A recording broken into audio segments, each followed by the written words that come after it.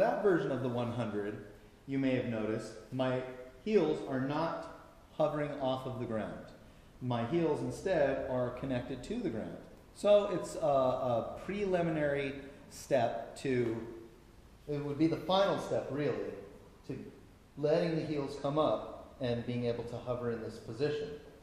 If you've been following along with the videos, you will have done some single leg extensions, and that really is what starts to set up that process by building the strength to be able to get your leg to go out here without your back bending and your pelvis rolling forward with your leg.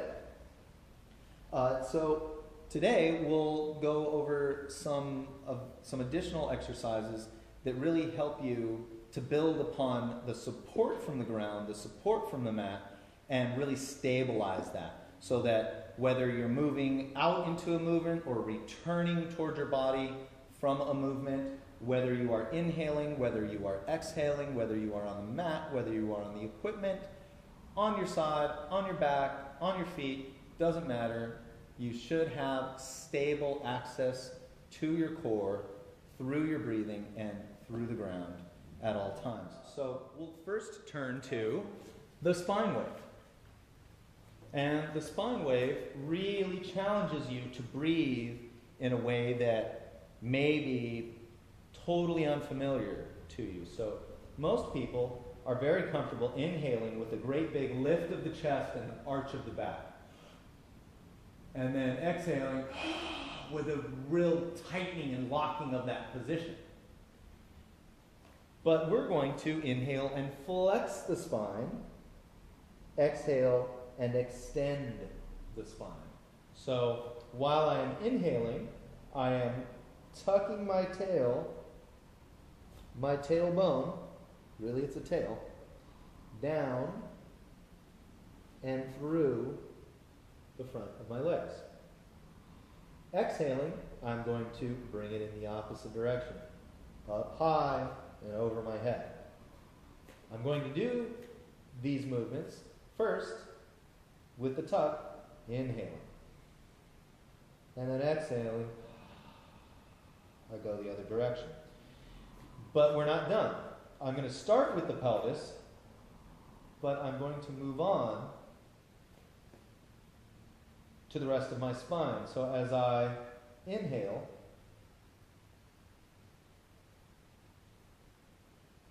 I complete the motion until my chin is tucked into my collarbones under my chest. Exhaling,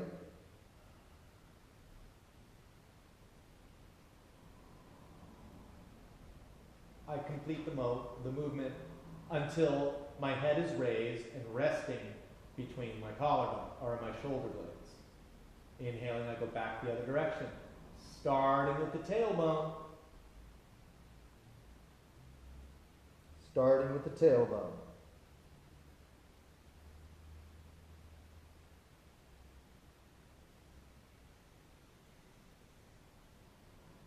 Feeling the articulation of my spine, the movement of the bones and muscles of my spine, initiating at the bottom of the spine, the tailbone, and continuing until I'm at the uppermost bones in my spine, right at the base of my head, and then the same thing in this direction. I'm going to come down off of my arms, take the weight off of my arms for just a couple of breaths.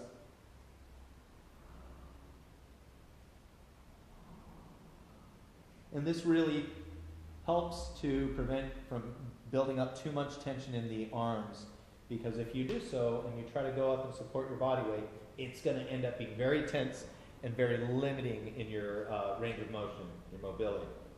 So do that between exercises where you're holding yourself on your arms. Take the weight off your arms a little bit. Also, a note about your hands: try to protect your wrist by making your hands into feet.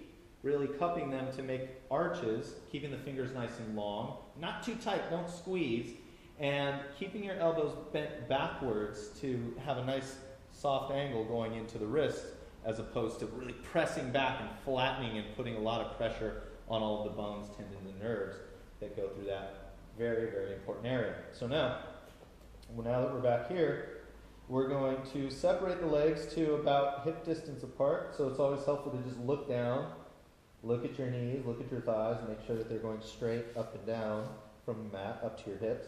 Keep your feet nice and grounded and focus on support. And so we'll really get back into talking about stability. As I am on the mat here, I'm doing nothing more but breathing and allowing myself to really feel how my weight is resting on the mat. Once I feel supported, I'm going to work on stability, and I'm just going to do some little tailbone movement, some little spine wave movement, just to make sure that I'm not locked up and tight anywhere, and just to make sure that while I'm inhaling, I have connection to the ground. While I'm exhaling, I have connection to the ground, and that my breathing pattern isn't interfering with that. Once I find the range within which I can maintain this position and breathe easily, I'm going to exhale and sink in to the arm and leg that is remaining, and then inhale, bring my arm right back. Exhaling. I'm really doing my best to avoid shifting side to side and taking my weight off of that side of my body while I raise my arm and then attempting to bring it back and then shifting the other direction. It really distorts your form and it changes the way that you're working on your muscles. So it's very important that as you exhale, you're sinking, resting, not trying to push away from the ground, but trying to get further down into it, really reaching the knees, the feet, everything. Inhaling, you guide your arm with a bent elbow backwards, then exhaling, you go for the other and back and forth.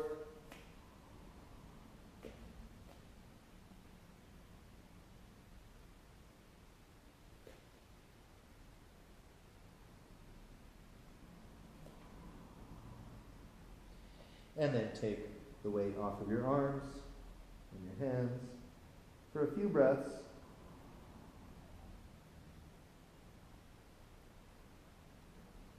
And then once again, you come up, and we're going to go into leg reaches. Same thing.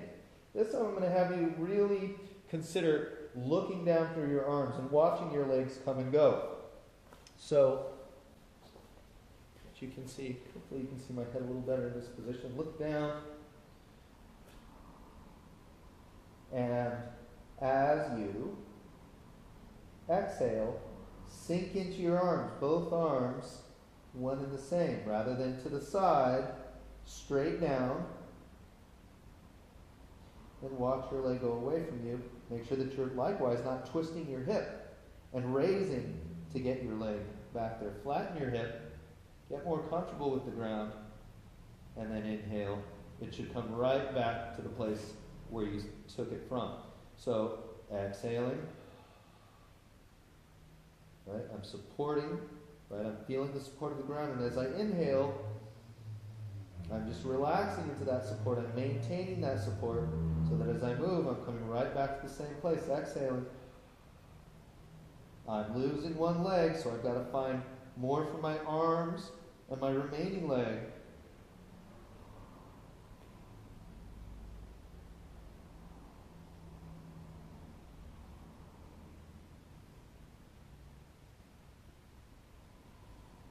And then I'm going to rest.